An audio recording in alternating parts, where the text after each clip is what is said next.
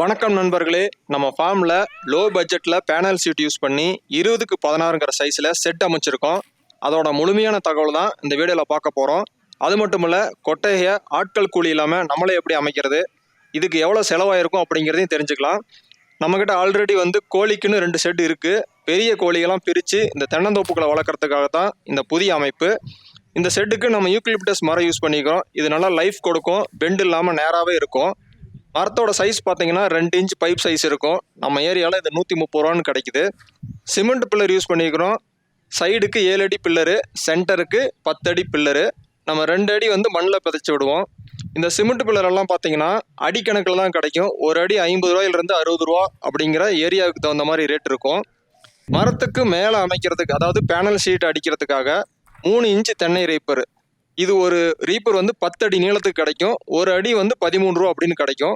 இந்த சைடில் க்ளோஸ் பண்ணுறதுக்கு பார்த்தீங்கன்னா நம்ம சோர் வைக்க போகிறதில்ல, அதையும் பேனல் சீட்டு வச்சே நம்ம க்ளோஸ் பண்ண போகிறோம். அந்த சைடில் அடைக்கிறதுக்காக 2 இன்ச்சு தென்னை ரீப்பரு. இதோட வித்து பார்த்தீங்கன்னா 2 இன்ச் இருக்கும். இதுவும் அடிக்கணக்கில் ஒரு அடி 7 ரூபா அப்படின்னு கிடைக்கும். மேலே போடக்கூடிய சட்டம் பார்த்தீங்கன்னா நம்ம ஸ்டீல் பைப் யூஸ் பண்ணுறோம். இந்த ஸ்டீல் பைப் 1100 ரூபா வருது.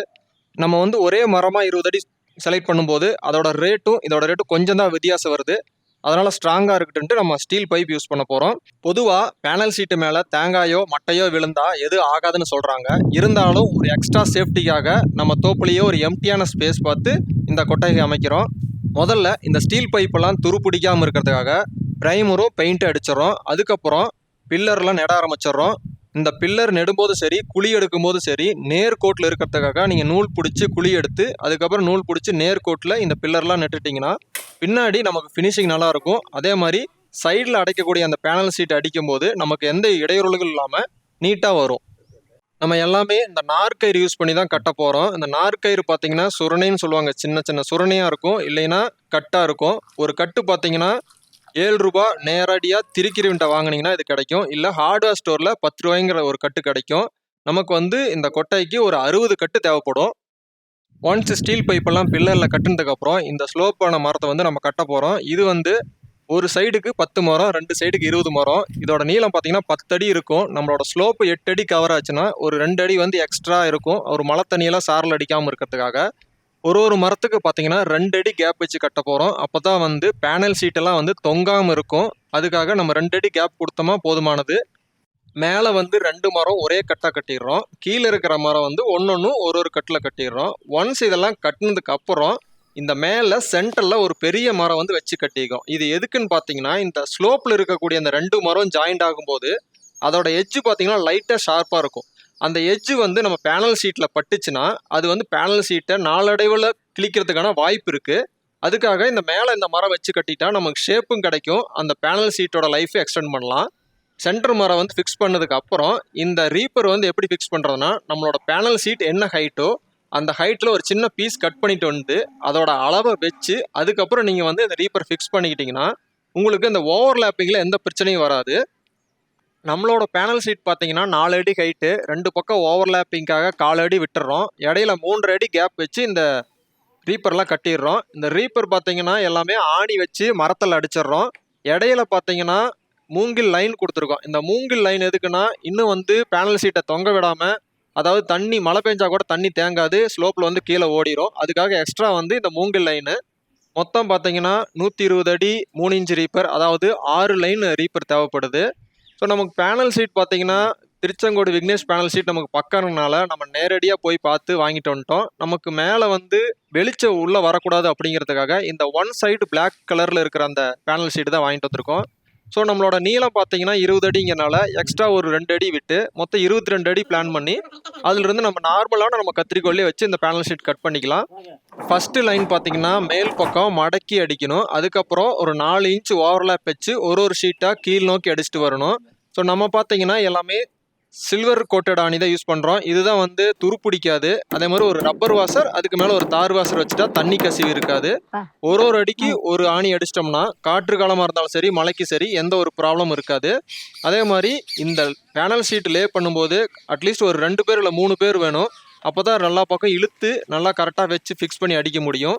இப்போ நம்ம எக்ஸ்ட்ரா இந்த கீழ் பக்கம் இருக்கிறத நம்ம ரீப்பர் வைக்கல, அதை நம்ம மடக்கி கீழே இருக்கிற மரத்துலேயே நம்ம ஆணி அடிச்சிடுறோம். நம்ம சுற்றி வந்து க்ளோஸ் பண்ணுறதுக்கு நம்ம இந்த இடையில வந்து சில மரங்கள் நட்டால் தான் அந்த கேப்பெல்லாம் வந்து கரெக்டாக ஃபில் பண்ண முடியும். அதுக்கு நம்ம அங்கங்கே தேவைப்படுதோ அங்கங்கெல்லாம் நம்ம மரம் நட்டுக்கிறோம். எங்கே கேட் ஃபிக்ஸ் பண்ணுமோ அங்கேயும் நம்ம மரம் வந்து நட்டுறோம். இந்த மரமெல்லாம் நட்டுட்டு அதுக்கு வந்து நம்ம காரை போட்டுட்டோம்னா அந்த மரம் வந்து கரையான் அரிக்காது, ரொம்ப நாள் லைஃபும் கொடுக்கும். இப்போ சைடில் பார்த்தீங்கன்னா மழை தண்ணியெல்லாம் உள்ள சாரல் அடிக்காமல் இருக்கிறதுக்காக சுவர் மாதிரியே ஒரு 2 அடி ஹைட்டுக்கு, அதாவது 2 லைன் ரீப்பர் வச்சு கட்டி அதில் வந்து நம்ம ஆணி வச்சு பேனல் சீட்டை அடிச்சிடறோம். அதாவது தரையிலேருந்து ஒரு 1/2 அடி பறிச்சு அதில் அந்த பேனல் சீட்டை பிதைச்சிடலாம்.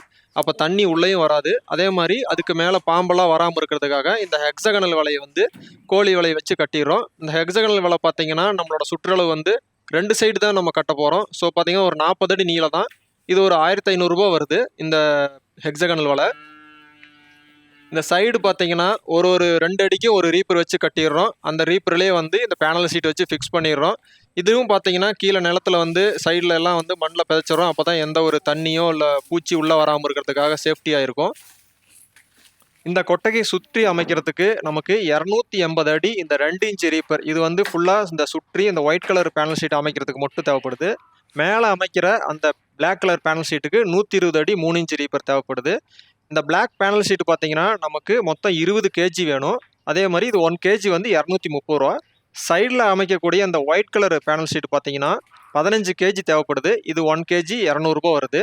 ஆணி, வாசர், கயிறு இதெல்லாம் வந்து ஒரு 1000 ருபீஸ் ஆகுது. நம்ம பார்த்தீங்கன்னா கேட்டு வந்து இந்த பேனல் ஷீட்டில் ஃபிக்ஸ் பண்ணிட்டோம். ஜஸ்ட் வந்து இந்த நம்ம 2 இன்ச் ரீப்பர்லேயே வந்து ஒரு ஃப்ரேம் மாதிரி பண்ணிவிட்டு அதில் நம்ம வந்து பேனல் ஷீட்டை வச்சு ஆணி அடிச்சிடறோம். இந்த ஃப்ரேம் எல்லாம் வந்து கொஞ்சம் ஸ்டிஃபாக இருக்கிறதுக்காக நம்ம வந்து இரும்பு தகுடு வச்சு அங்கங்கே அந்த கார்னரில் ஆணி வச்சு அடிச்சிருக்கோம். ஸோ இது வந்து பார்த்தீங்கன்னா நல்லா உங்களுக்கு ஸ்டிஃபாக இருக்கும். அதே மாதிரி கோழியெல்லாம் தள்ளினா கூட இந்த வெயிட்டு தாங்கும். இது வந்து இந்த கேட்டை வந்து ஜஸ்ட் 2 ஹீல் வாங்கி மேலே ஒன்று கீழே ஒன்று ஆணி வச்சு ஃபிக்ஸ் பண்ணிடுறோம். இது வந்து சிம்பிளான ஒர்க்கு தான், இது நம்மளே செய்யக்கூடியது. ஸோ நம்மளோட இன்டென்ஷன் பார்த்தீங்கன்னா லோ காஸ்ட்டில் மினிமம் இன்வெஸ்ட்மெண்ட்டில் ஒரு 8 to 12 இயர்ஸ் லைஃப் கொடுக்குற மாதிரியான செட்டு தான் இந்த அமைப்பு. ஆல்மோஸ்ட் 300 ஸ்கொயர் ஃபீட் இருக்குது. இதில் மேய்ச்சல் முறையில் நீங்கள் நைட்டு மட்டும் அடைச்சி வளர்க்கும் போது 150 to 170 கோழிகள் தாராளமாக வளர்க்கலாம். நம்ம இந்த செட் அமைச்சு ஆல்மோஸ்ட் 5 months ஆயிடுச்சு. வெயில், மழை, காற்று எல்லாமே பார்த்தாச்சு. எந்த ஒரு ப்ராப்ளம் இது வரைக்கும் வரல.